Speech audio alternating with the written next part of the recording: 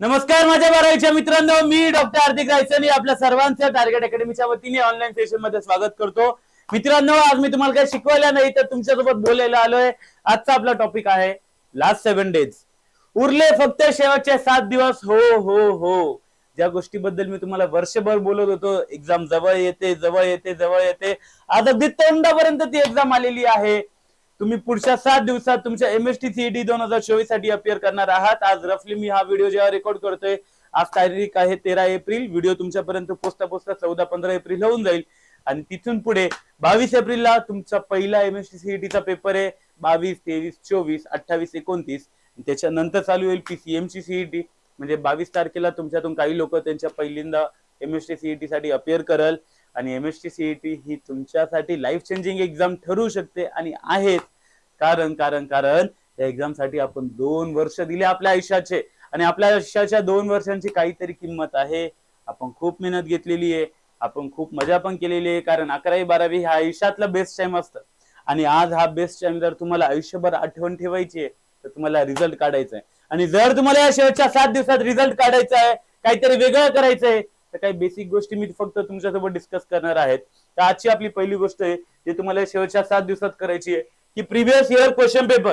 जेव्हा मी बोलतो previous year question paper तेव्हा माझा अर्थ आहे की तुम्ही या पॉइंटला बाकी सगळे अभ्यास बंद करून द्या। या पॉइंटला नवीन काही पण शिकण्याचा प्रयत्न करू नका, बाकी सगळे अभ्यास बंद करून द्या आणि फक्त चालू होऊन जा प्रीवियस इयर क्वेश्चन पेपर्सला। 2023, 22, 21, 20 असे उलटे क्वेश्चन पेपर सॉल्व्ह करायला लागून जा। जितके जास्तीत जास्त क्वेश्चन पेपर तुम्ही सॉल्व्ह कराल तितके जास्तीत जास्त रिसेंट टॉपिक्स ज्याच्यावर मागच्या गेल्या काही 5 वर्षात सीईटी सेल प्रश्न विचारताय ते सगळे तुमचे रिवाइज होणार आहे। आणि काय तुम्ही एखादा पर्टिक्युलर टॉपिक वाचायला जाल तर तुमचं सगळं क्लिअर होणार नाही। तुम्ही क्वेश्चन पेपर वाचाल तर तुमचे सगळे टॉपिक्स म्हणजे बायोचा क्वेश्चन पेपर सॉल्व्ह कराल तर बायोचे सगळे टॉपिक्स ते एका क्वेश्चन पेपर मोस्टली कव्हर करून जाईल।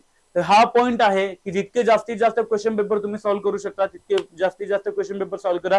रफली माझ्या अंदाजाने दिवसात 2 ते 3 पेपरच्या वर होणार नाही। 2 पेपर केले तरी खूप आहे, तरी 2 ते 3 पेपर। आणि जे आम्ही पेपर सॉल्व्ह करायला बोलतोय फक्त क्वेश्चन आन्सर लर्न नाही तर त्या कन्सेप्ट वर फोकस करा। जर तुम्हाला तो कन्सेप्ट वीक वाटतोय तर 2 मिनिटांसाठी बुक उघडा, तो कन्सेप्ट वाचा आणि मगच पुढच्या क्वेश्चनला जा।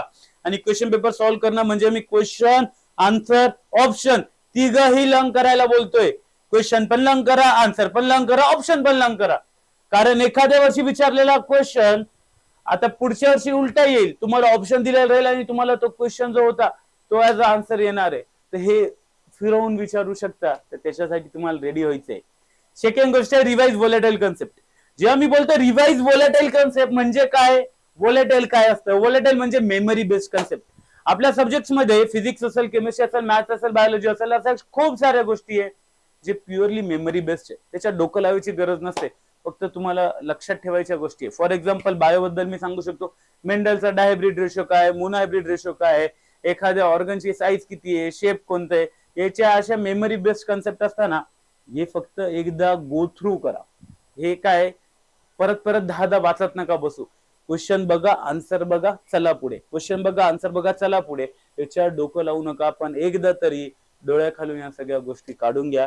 तरच एक्झामच्या शेवटच्या दिवशी तुम्ही कन्फ्यूज होणार नाही। कारण काय एक्झामच्या शेवटच्या दिवशी भलेही आठवल पण यार कन्फ्युजन आपल्याला मारू शकतो। तर त्या कन्फ्युजन टाळण्यासाठी जे छोट्या छोट्या बारीक गोष्टी आहे ते फक्त व्होलेटाइल कन्सेप्ट एकदा रिवाइज करून घ्या। आणि सर्वात महत्वाचं जे तुम्हाला या शेवटच्या 7 दिवसात करायचंय तर ते आहे prepare your body for the exam. Prepare your body for the exam म्हणजे काय तर नीट लक्षात ठेवा मुलांना, सीईटी 2 शिफ्ट मध्ये होते नॉर्मली। एक मॉर्निंग शिफ्ट असते, एक आफ्टरनून शिफ्ट असते, कधी कधी एकच शिफ्ट मध्ये एक्झाम असते काही दिवसांवर। तर लक्षात ठेवा त्या 3 तासासाठी मॉर्निंग असेल किंवा आफ्टरनून असेल या 3 तासात बॉडीला प्रिपेअर करायचंय।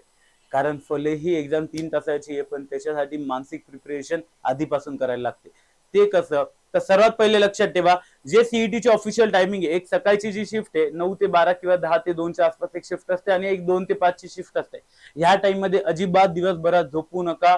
स्वतःच्या बॉडीला जितकं ऍक्टिव्ह ठेवता येईल तितकं ऍक्टिव्ह ठेवा। असं का बरं रे दादू तर ते याच्यासाठी कारण जेव्हा एक्झाम पेपर समोर येतो ना पहिले 1 तास आपण खूप ऍक्टिव्ह असतो, एकदम जोश मध्ये असतो, अरे सीईटी एकदम मस्त जोश असतो। शेवटच्या 1 तासात एकदम जाम फाटलेली असते, अरे यार पेपर संपलाय, टाइम जातोय। मधला 1 तास ना रे दादू, हालत एकदम खतरनाक होऊन जाते. डोकं हँग होऊन जातं, जाम होऊन जातं, काही समजतच नाही हे काय चालू आहे. तो मधला 1 तास काढायचा आहे फक्त. कारण सुरुवातीचा 1 तास चांगला जाईल, शेवटचा 1 तास चांगला जाईल, मधला 1 तास डोकं चालत नाही. आणि हे मी तुम्हाला पर्सनल एक्सपिरियन्स मी सांगतोय. मी नीट युजी, नीट पीजी, सीईटी तिघही एक्झाम दिलेल्या आहे. मला चांगल्या प्रकारे माहिती आहे. जो मधला 1 तास आहे ना, तो आपला खरंच स्कोर डाऊन करतो. आणि त्या मधल्या 1 तासासाठी रेडी राहा. कारण त्या पॉइंटला डोकं पूर्णपणे ऍक्टिव्ह पाहिजे. डोकं ऍक्टिव्ह नाहीये ना, तर जे येणारे क्वेश्चन आहे ते पण तुम्ही घालवून बसाल, कारण डोकं चालत नाही. असे खूपदा आपण बोलतो, यार हा क्वेश्चन मला येत होता पण एक्झाम मध्ये काय केलं मी. ते प्रॉब्लेम्स नका करू. त्याच्यासाठी माइंडला फ्रेश ठेवा. पाहिजे तर पेपरच्या आधी कॉफी प्या, पाहिजे तर पेपरच्या आधी एखादी एनर्जी ड्रिंक घ्या, पाहिजे तर पेपरच्या आधी च्युइंगम वगैरे खा. याच्यानी काय माइंड अलर्ट असतं. तर हे सगळं रेडी करून ठेवा. सर्वात महत्वाची गोष्ट जी करायची, एक्झामला जायच्या आधी कमीत कमी 7 ते 10 तासाची झोप घ्यायची. जितका अभ्यास झाले तितकं झाले. एक दिवस आधी रात्री 10 वाजता बुक बंद करून झोपून घ्यायचं. ना कोणाशी बोलायचं, ना कोणाशी काही डिस्कस करायचं. मित्राचा फोन येतोय, मैत्रिणीचा फोन येतोय, मम्मीचा, पप्पाचा, बॉयफ्रेंडचा, गर्लफ्रेंडचा, उचलू नका. कारण जितक्या लोकांशी तुम्ही कॉन्टॅक्ट मध्ये राहाल तितक्या तुमच्या माइंड मध्ये बाकीचे विचार येतील. आणि त्या पॉइंटला स्वतःच्या डोक्यात फक्त एकच विचार पाहिजे, सीईटी 2024. बाकी सगळं एका दिवसासाठी तरी टॅग करून द्या. कारण काय आहे, आपण जेव्हा पेपर द्यायला जातो ना, जेव्हा आपल्याला काही येत नाहीये ना मधला तो 1 तासात, हे सगळे फालतू विचार डोक्यात येतात. यार तो असा बोलला होता, ती अशी बोलली होती, तिचं सगळं अभ्यास झालं होतं, तिला पेपर येत असेल, मी इथं बसलोय मला काही येत नाहीये. या सगळ्या गोष्टी त्या 1 तासात नको होईला. याच्यासाठी शेवटच्या 1 दिवस तरी स्वतःला पूर्णपणे जगापासून आयसोलेट करून घ्या. जास्त लोकांशी बोलू नका. थोडंफार कन्व्हर्सेशन ठेवा, ते पण आपल्या मम्मी पप्पांसोबत. बाकी कोणाशी काही ठेवू नका. एक्झाम झाल्यावर मग ते तुमचे बाकीचे मित्रमैत्रिणी त्यांच्यासोबतच फिरा, पण एक्झामचे 1 दिवस आधी स्वतःला आयसोलेट करून घ्या. आणि सर्वात महत्वाचं, झोप झाली आहे, सगळं रेडी आहे, पण एक्झामच्या दिवशी सकाळी जर तुम्ही घाई केली, लेट झाले ना, तो पूर्ण पेपर घाण करून जाऊ शकतो. एक्झामच्या दिवशी पेपरला जाताना कंपल्सरी, ते सीईटी वाले तरी बोलता अर्धा तास आधी पोहोचायचंय, कंपल्सरी 1 ते 1.5 तास आधी जाऊन सेंटरला बसा. 1 ते 1.5 तास एक्झामला सेंटरला जाऊन बसा. स्वतःला त्या वातावरणामध्ये प्रिपेअर करून घ्या की हो आज आपल्याला पेपर लिहायचा आहे. स्वतःची मानसिक तयारी करून ठेवा. कारण काय, आपण घाईघाईत गेलो ना, लेट झालं ना पेपरला, ते दम लागतं, ते पॅनिक होऊन जातं, यार यार यार सुरुवातच घाण झालीये. अशा गोष्टी करू नका. आणि at the end of the day ही तुमची करिअरची घडवणारी एक्झाम आहे आणि संपली जर्नी. तुम्ही सुरू केली होती जर्नी जून 2022 ला, आज आले आहे एप्रिल आणि मे 2024. तुमची जर्नी संपते, तुमचा हा प्रवास इथं थांबतोय आणि तुम्ही एक नवीन जर्नी मध्ये, एक नवीन लाईफ मध्ये एंटर करणार आहात. ते शेवट चांगलं करा. फक्त काही लागलं तर मी टार्गेट अकॅडमीची पूर्ण टीम तुमच्या सोबत आहे. एक्झामच्या 1 दिवस आधी तुम्हाला काही अडचण आली, you can always contact us. We are free for you, always always always. आणि काही टेन्शन घ्यायचं नाही, बिंदास जा, पेपर देऊन या. जे होईल ते नंतर बघायचंय. मग जून मध्ये रिझल्ट येईल तेव्हा टेन्शन घेऊयात. आज टेन्शन घेऊन काही होणार नाही. तर चलो मुलांनो, इतकंच बोलतो आणि इथंच थांबतो. पुन्हा एकदा तुम्हाला सर्वांना एमएसटी सीईटी 2024, नीट 2024 साठी खूप खूप शुभेच्छा. बेस्ट ऑफ लक. चांगल्या प्रकारे पेपर लिहा रे दादांनो, दादींनो, बाबांनो, बाबींनो. माझ्याकडून तुम्हाला खूप खूप शुभेच्छा.